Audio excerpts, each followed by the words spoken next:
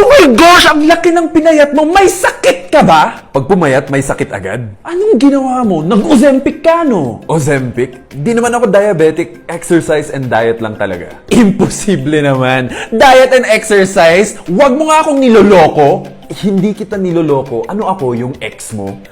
Ay, wow! Oops! Sorry.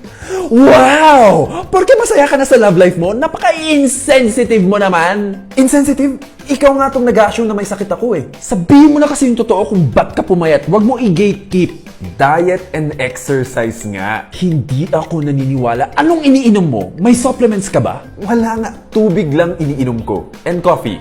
Ayun! Umiinom ka ng weight loss coffee. Hindi. Normal coffee lang. Ano ba? Ba't ayaw mo sabihin yung totoo? Gusto mo ikaw lang yung payat eh. Bakit ba hindi ka naniniwala na diet and exercise lang to? Kasi ginawa ko na yan eh. Di naman effective. Consistent ka ba? Oo naman!